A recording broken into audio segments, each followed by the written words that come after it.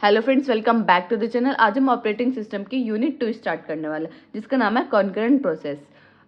इसमें हम जो पहला टॉपिक कवर करने वाले हैं वो हमारा प्रोसेस सिंक्रोनाइजेशन। प्रोसेस सिंक्रोनाइजेशन से है क्या, पहले हमें प्रोसेस, जैसे कि मैं पहले भी आपको बता चुकी हूँ प्रोसेस क्या है। प्रोसेस एक हमारी डायनामिक आइडेंटिटी है। जो भी हमारा प्रोग्राम होता है, प्रोग्राम एक हमारी क्या है कि स्टैटिक आइडेंटिटी है। अगर हम कोई भी प्रोग्राम को एग्जीक्यूट करते हैं तो वो क्या बन जाता है, प्रोसेस। प्रोसेस सिंक्रोनाइजेशन है क्या, process synchronization is the coordination of execution of multiple processes का। प्रोसेस सिंक्रोनाइजेशन एक तरीके का मेथड है जिसमें हम क्या करते हैं, एग्जीक्यूट करते हैं मल्टीपल प्रोसेसेस को in a multiple process system. Multiple processes को मल्टीपल सिस्टम पे एग्जीक्यूट करते हैं। किस लिए करते हैं, to ensure that they access shared resources in a control and predictable manner, कि जो उनके पास रिसोर्सेज है वो आपस में क्या कर सके, शेयर कर सके। इस चीज़ के लिए हम क्या यूज़ करते हैं, प्रोसेस सिंक्रोनाइजेशन।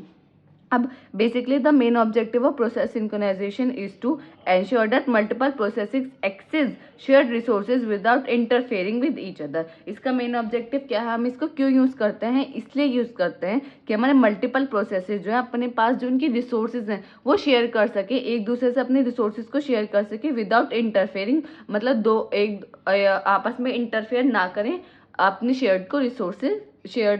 रिसोर्सेज को शेयर आपस में कर सकें। वो हमारे किसके थ्रू करते हैं, हम प्रोसेस सिंक्रोनाइजेशन में।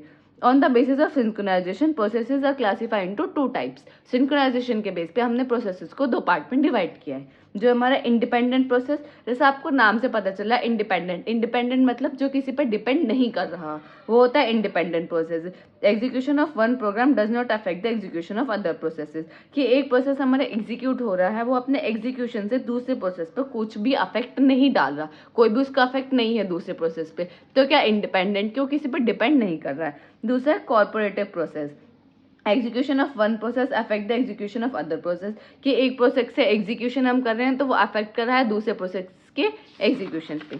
ये होता है हमारे बेसिकली 2 टाइप के, ठीक है। नेक्स्ट आता हमारा race condition. Basically race condition क्या होता है, रेस कंडीशन में ये होता है कि हमारे कोई भी एग्जीक्यूशन ऑफ प्रोग्राम है, जैसे हमने ये लिखा हुआ है, अगर हम इनका ऑर्डर चेंज कर दें, when order of execution can change the result will be change, तो वो ऐसी कंडीशन हमारी क्या होती है, हमारी रेस कंडीशन होती है, कि जहाँ हम अगर ऑर्डर का एग्जीक्यूशन चेंज कर दें तो रिजल्ट हमारा चेंज हो जाए, that condition is called race condition. या हम इसको वो बोल सकते हैं कि हमारा जो कोड तो सेम होता है, इसमें जो देखो आप, कोड तो हमारा सेम होता है लेकिन जो हमारे प्रोसेसेस हैं वो क्या होते हैं, दोनों डिफरेंट होते हैं। और वो क्या ये शेयर करते हैं, वो जो रिसोर्सेज मतलब शेयर करें, जैसे हमने इसकी में एग्जांपल लिया है तो एक्स को शेयर कर रहे हैं, तो दोनों क्या है, ये शेयर्ड वेरिएबल है एक्स, जो P1 प्रोसेसेस भी यूज कर रहा है, P2 प्रोसेस भी यूज कर रहे हैं। We are expecting that the final of x will be 5, put due to the race condition the final of x will be either 4 और 6, कि अगर हम मान रहे हैं कि x की हमारी वैल्यू आएगी हमारी 5, लेकिन रेस कंडीशन क्या है कि अगर हम उसका एग्जीक्यूशन चेंज कर दें, उसका ऑर्डर चेंज कर दें, तो हमारा रिजल्ट भी हमारा चेंज हो जाएगा। रेस कंडीशन की वजह से उसका आंसर क्या आ गया, तो 4 आएगा या 6 आएगा, that condition is called race condition.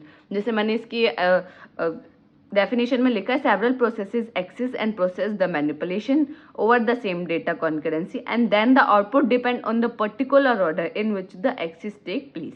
जो मैंने आपको बताया वही इसमें लिखा, आप एग्जाम्पल लिख दे, या आपको 2 नंबर में पूछ सकता है कि रेस कंडीशन क्या होती है, तो बस आपको ये ध्यान रखना है कि अगर हम ऑर्डर चेंज कर दें अपने प्रोग्राम का, ये जो भी हमने लिखा हुआ उसका हम एग्जीक्यूशन ऑर्डर चेंज कर दें तो जो उसका रिजल्ट है वो भी चेंज हो जाएगा। जो हमारा एक्सपेक्टेड रिजल्ट है हम चाह रहे हैं 5 आ जाए, लेकिन वो रेस कंडीशन की वजह से क्या आ रहा है, 4 या 6 आ रहा है, तो उसका आप एक एग्जांपल लिख लें। नेक्स्ट टॉपिक होता है हमारा बेसिकली क्रिटिकल सेक्शन। अब क्रिटिकल सेक्शन है क्या, क्रिटिकल सेक्शन वो सेक्शन है जहाँ हम शेयर्ड रिसोर्सेज, जो हमारे कॉमन वेरिएबल्स होते हैं, कॉमन रिसोर्सेज होती हैं, उनका जो कोड है जहाँ हम लिखते हैं उस सेक्शन को हम बोलते हैं critical section. The critical section is a code segment. Critical section क्या एक कोड सेगमेंट है, where the shared variable can be access, जो शेयर्ड वेरिएबल है वहाँ हम उनको रखते हैं। Atomic action is required in critical section. Only one process can execute in the critical section at a time. Critical section में एक process execute करता है एक time पे. All the processes have the weight to execute in the critical section. एक process P1 अगर अंदर है तो जो अगर P2 अंदर आना चाह रहा है तो क्या करेगा, वेट करेगा P1 के completion होने का। क्रिटिकल सेक्शन क्या है? क्रिटिकल सेक्शन एक ऐसा सेक्शन है जहां हमारे क्या होते हैं, जो हमारे कॉमन वेरिएबल होते हैं, कॉमन रिसोर्सेज होते हैं, उनका क्या लिखा होता है, उनका कोड लिखा हुआ होता है। जैसे कि मैं आपको बताती हूँ, एग्जाम्पल से लेते हैं, हमारे P1 प्रोसेसेस है, P2 प्रोसेसेस है, इसमें XY है, इसमें XZ है। तो कॉमन जैसे X का हमारा कोड लिखा है X equal to X plus 10, इसका लिखा है X equal to X plus 50। तो ये जो x प्लस 10 और x प्लस 50 होगा, तो ये कहाँ लिखा होगा? ये हमारा कहाँ लिखा होगा? क्रिटिकल सेक्शन में लिखा होगा। क्यों लिखा होगा? क्योंकि x जो वो क्या है, वो हमारा कॉमन वेरिएबल है जो हम P1 और P2 में यूज कर रहे हैं। ठीक है, तो इन दोनों का कोड कहाँ लिखा होगा? हमारा क्रिटिकल सेक्शन में। इसको बोलते हैं हम क्रिटिकल सेक्शन। ठीक है, आई होप ये आपको क्रिटिकल सेक्शन समझ आ गया होगा। तो हमारा क्या होता है, पहले do entry section, critical section, exit section, reminder section. अब क्या होता है, कोई भी प्रोसेस है P1, वो क्या है, अनक्रिटिकल सेक्शन के अंदर आना चाह रहा है। तो पहला क्या होता है, एंट्री सेक्शन। एंट्री सेक्शन में क्या होता है, वो उसमें हम परमिट करते हैं कि वो प्रोसेस आ सकता है या नहीं आ सकता। अगर ऑलरेडी कोई भी प्रोसेस P2 या P3, P4, P5 N number of processes या कोई भी प्रोसेस इसके अंदर ऑलरेडी है, तो P1 को हम अलाउ नहीं करेंगे कि P1 अंदर आए। तो हम एंट्री सेक्शन में क्या करते हैं कि परमिशन देते हैं कि वो क्रिटिकल सेक्शन के अंदर आ सकता है या नहीं आ सकता। Then critical section. Critical section मैंने आपको बता दिया क्या होता है, जहाँ कॉमन वेरिएबल, कॉमन रिसोर्सेज का जो हम कोड है वो लिखा होता है। मैंने जैसे एग्जाम्पल के थ्रू आपको बताया। फिर क्या होता है, एग्जिट सेक्शन। एग्जिट मतलब हमारा काम हो गया, ठीक है, हम एग्जिट कर रहे हैं। एंट्री सेक्शन क्या होता है, सॉरी, क्रिटिकल सेक्शन से ऊपर, क्रिटिकल सेक्शन के ऊपर क्या होता है, एंट्री सेक्शन, उसके नीचे क्या होता है, हमारा एग्जिट सेक्शन। फिर होता है हमारा रिमाइंडर सेक्शन, जो हमारा क्या होता है, जो हमारा क्रिटिकल सेक्शन होता है जस्ट उसका अपोजिट होता है रिमाइंडर सेक्शन। क्रिटिकल सेक्शन में तो वो कोड लिखे होते हैं जो हमारे शेयर्ड रिसोर्सेज है, कॉमन है सब में। इसमें क्या है, नॉन शेयर्ड डेटा आता है। इसमें तो शेयर्ड डेटा आता है क्रिटिकल सेक्शन में। रिमाइंडर सेक्शन में क्या आता है, नॉन शेयर्ड डेटा आता है, जिसमें कुछ भी कॉमन वेरिएबल नहीं होते, जो हम कॉमन रिसोर्सेज को शेयर नहीं करते, वो किसके अंदर आते हैं, रिमाइंडर सेक्शन के। और जो उसमें हम करते हैं या जो शेयर्ड डेटा आता है वो किस में आता है, क्रिटिकल सेक्शन में। क्रिटिकल सेक्शन, ठीक है। क्रिटिकल ये क्या है, एंट्री सेक्शन। अब इसमें क्या होता है, एंट्री सेक्शन वही मैंने बताया, handle the entry into the critical section. ये हैंडल करता है कि एंट्री होगी किसकी, क्रिटिकल सेक्शन में। It require the resources needed for execution by the process. इसके पास क्या होते हैं, रिसोर्सेज होते हैं जो आपको एग्जीक्यूशन के लिए जरूरत पड़ती है। In the entry section the process request for the entry in the critical section. कोई भी अगर प्रोसेस एंट्री करना चाह रहा है तो पहले क्या वो उसे रिक्वेस्ट भेजनी पड़ेगी, क्या आप फ्री हैं, क्या इसके अंदर कोई प्रोसेस तो है नहीं, क्या मैं अंदर आ जाऊँ, देन वो एंट्री सेक्शन में आएगा। एग्जिट सेक्शन क्या है, handle the exit from the critical section. वो क्या करता है, एग्जिट कराता है क्रिटिकल सेक्शन में। It release the resources. जो भी सारी रिसोर्सेज होते हैं वो क्या करता है, उनको रिलीज कर देता है कि आप अपनी ले जाओ। And inform that the other processes in the critical section is free. और वो दूसरे जो प्रोसेसेस वेट कर रहे हैं उनको बताता है कि at the time critical section हम फ्री हैं, आप आ जाइए और अपने प्रोसेस को एग्जीक्यूट कर लीजिए। देन हमारी क्या होती है, requirement of solution critical section. Critical section problem के कुछ सॉल्यूशन है, वो हमारे 3, म्यूचुअल एक्सक्लूजन, प्रोग्रेस और बाउंडेड वेटिंग। अब म्यूचुअल एक्सक्लूजन क्या है, म्यूचुअल एक्सक्लूजन ये कहता है कि it emphasize that only one process can be inside the critical section at any time. If any other processes require the critical section, they must wait until it is free. Critical section में अगर एक process execute कर रहा है तब तक वो exit section में, तब तक वो बाहर नहीं आएगा, तो कोई भी अदर प्रोसेसेस नहीं आएगा। अगर किसी अदर प्रोसेस को आना है तो उसको वेट करना पड़ेगा अपने पहले वाले प्रोसेसेस का। ठीक है, अगर P1 अंदर है तो जब तक P1 एग्जिट सेक्शन करके बाहर नहीं आ जाता, P2 अंदर नहीं आएगा। एक टाइम पे एक ही प्रोसेस क्रिटिकल सेक्शन के अंदर रह सकता है, उसको हम बोलते हैं म्यूचुअल एक्सक्लूजन। देन हमारा आता है प्रोग्रेस। प्रोग्रेस का मतलब आपको क्या लग रहा है कि प्रोग्रेस होती रहनी चाहिए। Progress means it is if a process is not using the critical section then it should not stop and any other processes from accessing it. Any process can enter in the critical section if it is free. Progress मतलब का क्या है, critical section के अंदर P3 है, P3 critical section के अंदर कुछ भी एग्जीक्यूट नहीं कर रहा है, सिर्फ वो फ्री बैठा है, कुछ नहीं कर रहा है। तो हमें एट द टाइम क्या करना है, हमें P3 तुरंत के तुरंत निकले, ऐसा नहीं है कि अगर वो फ्री बैठा है तो हमारा क्रिटिकल सेक्शन फ्री रहेगा, नहीं, हमें इमीडिएट एक्शन लेना पड़ेगा कि हमें कौन सा प्रोसेस को नेक्स्ट को अंदर लेके आना है। प्रोग्रेस होती रहनी चाहिए, ऐसा नहीं है कि प्रोग्रेस स्टॉप हो गई है। वो कहता है अगर कोई भी प्रोसेस वर्किंग में नहीं है, नॉट उनकी कोई भी प्रोसेस अंदर है लेकिन वो क्रिटिकल सेक्शन को यूज़ नहीं कर रहा है, तो हमें इमीडिएट एक्शन लेना है कि हमें कौन सा दूसरा प्रोसेस डालना है जो पहले से ही वेट कर रहा है क्रिटिकल सेक्शन के अंदर आने के लिए। नेक्स्ट है थर्ड है हमारा बाउंडेड वेटिंग। बाउंडेड वेटिंग का मतलब क्या है कि टाइम लिमिट है। A bound must exist on the number of time that the processes are allowed to enter their critical section.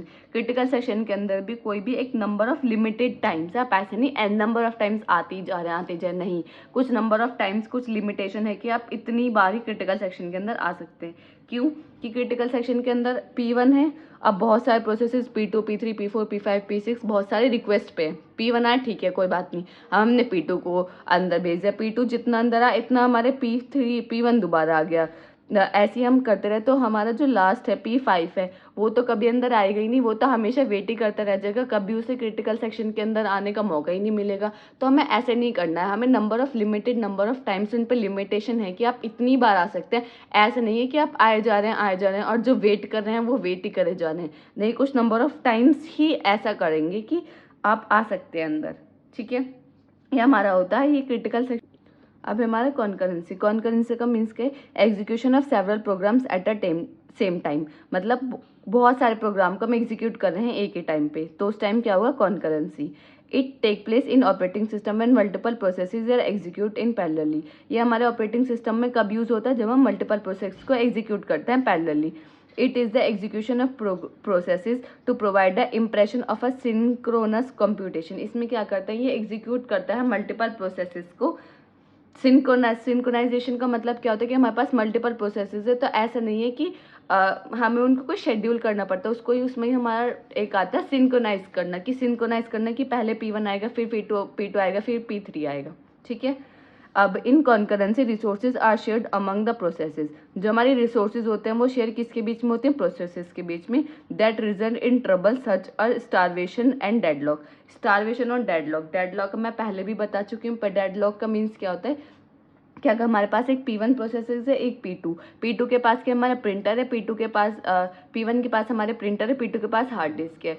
जिसके पास प्रिंटर है उसको हार्ड डिस्क चाहिए, जिसके पास हार्ड डिस्क है उसको प्रिंटर चाहिए, लेकिन आपस में दोनों रिसोर्सेज शेयर करना ही नहीं चाहते ना। प्रिंटर वाला जो हमारा जिसके पास प्रिंटर है वो अपना प्रिंटर नहीं देना चाहता, जिसके पास हार्ड डिस्क है वो उसको नहीं देना चाहता। तो एट द टाइम वो कंडीशन क्या होगी, डेडलॉक आएगी कि दोनों में से कोई भी अपने रिसोर्सेज को शेयर करना नहीं चाहता। स्टारवेशन का मीनिंग होता है भुखमरी। भुखमरी का मतलब क्या है कि भुखमरी हो जाता है। भुखमरी का मतलब क्या है कि कोई एक हमारा वेटिंग में ही है, हमेशा वो वेट में ही रह गया, जो उसको चाहिए वो उसको मिल ही नहीं रहा। तो अगर जब हम रिसोर्सेज को शेयर करते हैं तो हमारे पास दो प्रॉब्लम आती है, स्टारवेशन और deadlock. It support mechanism like memory allocation. ये सपोर्ट करता है हमारी मेमोरी एलोकेशन को, एग्जीक्यूशन ऑफ प्रोसेसेस को, computation scheduling to maximise throughout, ठीक है। अब प्रिंसिपल ऑफ कॉन्करेंसी है क्या, there are two type of concurrency processes, similar trouble overlapping and interleaved processes. दो टाइप के कॉन्करेंसी प्रोसेसेस होते हैं जो हमारे इन ट्रबल्स को निकालते हैं। जो operating the OS scheduling policy, the activity of other processes, the way of handling interrupt by the operating system. ये क्या हमारे प्रिंसिपल्स हैं, इसके दो मेन प्रिंसिपल्स हैं, in trouble overlapping and interleaved processes. इसमें क्या होता है, ऑपरेटिंग सिस्टम शेड्यूलिंग का हम यूज़ करके हम स्टारवेशन और डेडलॉक को ख़त्म कर सकते हैं। Activity of other processes, the way of Henle interrupt by the operating system, कि हम कोई भी इंटरप्ट आए उसको हैंडल करने के लिए।